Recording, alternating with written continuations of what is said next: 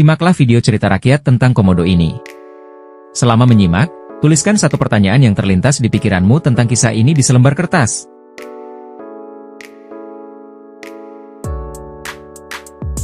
Legenda Putri Komodo.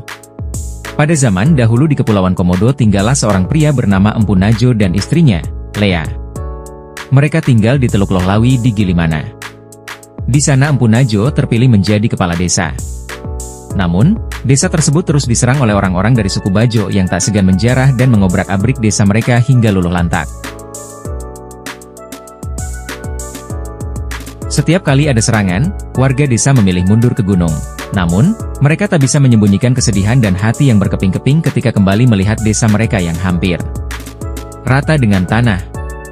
Berusaha tetap setegar karang, suatu hari Empu Najo mengumpulkan penduduk desa dan mengumumkan, "Yi wargaku, kita harus pindah dari tempat ini.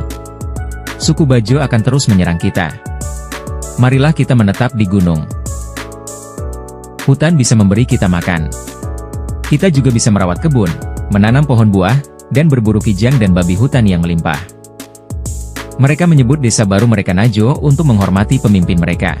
Di malam terakhir ketika meninggalkan Lohlawi, istri Empu Najo, Lea mengandung. Ketika desa baru mereka selesai dibangun, Lea siap untuk melahirkan buah hatinya. Dia merasakan sakit luar biasa. Masalahnya, desa ini tidak memiliki dukun bayi. Dengan berat hati, Empu Najo sendiri yang membantu Lea melahirkan bayi mereka. Ketika itu angin menari-nari membawa masuk daun-daun di luar melalui jendela dan mengelilingi Lea. Wajah Lea bersinar seperti bulan purnama. Kemudian Empu Najo terkejut. Dia merasa ada sesuatu yang aneh. Sungguh aneh, Lea melahirkan seorang bayi laki-laki dan seorang kembaran perempuan yang bentuknya jauh dari manusia. Kulitnya bersisik, berbintik-bintik, matanya hitam, dan dia memiliki ekor. Empu Najo menatap anak perempuannya yang sangat mungil, namun penampakannya seperti kadal raksasa yang berkelana di sabana di batas desa. "Anakmu laki-laki," kata Empu Najo ragu-ragu, sambil menatap istrinya. Tapi sayangnya, Ruh sudah meninggalkan jasad Lea.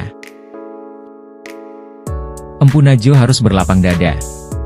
Ditinggalkan belahan hatinya. Dia bertekad untuk membesarkan sendiri kedua anaknya. Dia memberi nama bayi laki-lakinya Sigerong, dan anak perempuannya, Orah. Dia memberi mereka makan susu kambing dan madu. Dua-duanya tumbuh dengan cepat. Tapi jauh sebelum Gerong bisa berjalan, Orah sudah menjelajahi jalan di luar rumah dan bahkan memanjat pohon.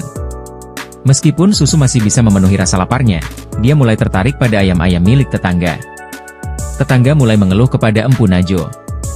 "Aku akan memberimu daging," katanya pada Orah, "tapi kamu tidak boleh menyerang kambing atau ayam warga." Meski Orah tidak lagi mengganggu ternak warga, dia tetap menjadi buah bibir penduduk desa. Mereka curiga ada komodo yang tinggal bersama mereka di desa. Untungnya, ayah dan kakaknya tetap melindungi Orah dan menunjukkan kasih sayangnya. Malahan, Sigerong lebih suka bermain dengan adiknya daripada dengan anak-anak lain. Dua bersaudara ini memanjat pohon bersama, atau mengejar kalkun ke dalam hutan. Suatu hari, Orah hilang. Dia meninggalkan rumah ketika matahari baru bangun. Dan jejaknya menunjukkan bahwa dia menuju hutan. "Apakah dia akan kembali?" tanya Sigerong pada ayahnya dengan air mata yang membanjir. "Jia, jangan khawatir, dia akan kembali," dibalas Empu Najo. Tapi dia sendiri juga tampak cemas. Orah akhirnya kembali ke rumah malam itu. Namun, semakin hari dia semakin lama meninggalkan rumah dan hanya kembali sesekali. Sampai suatu pagi, Sigerong menemukan adiknya di tepi ranjangnya. Mereka saling menatap lama, dan kemudian Orah berpaling dan pergi. Sigerong tahu bahwa kali ini, Orah tidak akan kembali. Tahun-tahun berlalu, Sigerong tumbuh menjadi pemburu yang berpengalaman. Tidak ada babi hutan atau kijang yang sanggup menghindar dari ujung tombaknya. Suatu hari Sigerong sedang berburu di tepian hutan dekat dengan sabana ketika dia mendengar suara gemerisik di dekat sungai. Dia melihat kijang jantan, telinganya tegak dan tanduknya besar. Sigerong pelan-pelan mendekat ke kijang tersebut, dan secepat kilat melompat dari semak-semak dengan tombak yang terarah. Tapi tiba-tiba, dia merasakan ada sesuatu di belakang kakinya. Makhluk ini mulutnya terbuka dan mata hitamnya tertuju pada kijang yang tak berdaya. Ini komodo terbesar yang pernah dilihat Sigerong. Dengan refleks, dia berbalik dan mengarahkan tombaknya pada reptil raksasa tersebut. Namun komodo itu malah meletakkan kepalanya ke tanah. Tiba-tiba pula berdiri di depannya sosok seorang perempuan.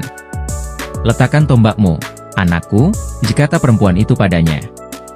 "Apa kamu ingin membunuh adikmu sendiri?" Mendadak semua kenangan masa kecilnya melintas di kepalanya dan si Gerong pun jatuh berlutut. "Ya, dia Orah. Aku mengandung kalian bersama, dia saudara kembarmu," sosok perempuan itu berkata. Setelah itu, Gerong pun berpisah dengan adiknya. Si Gerong menuju desanya dan Orah menuju sabana. Semenjak hari itu, si Gerong dan orang-orang di desanya memperlakukan komodo dengan baik. Kadal raksasa itu bebas berkelana di sekitar hutan, memakan babi hutan, kijang, dan hewan lain yang ada di sana. Ketika ada komodo menjadi terlalu tua untuk mencari makan sendiri, warga desa akan memberi makan, seolah komodo-komodo itu darah daging mereka sendiri. Uji pemahaman. 1. Menurut kalian, apakah kisah legenda ini benar-benar terjadi? Jelaskan jawabanmu.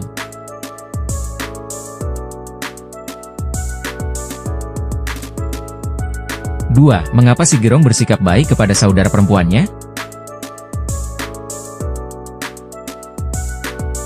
3. Bagaimana cara Mpu Najwa membesarkan kedua anaknya?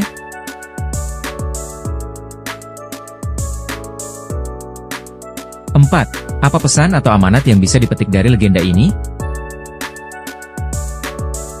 1. Kisah legenda merupakan cerita fiksi. Jadi, tidak benar-benar terjadi pada masa lalu. Kisah legenda digunakan sebagai dongeng, hiburan, atau nasihat untuk diteruskan ke generasi selanjutnya.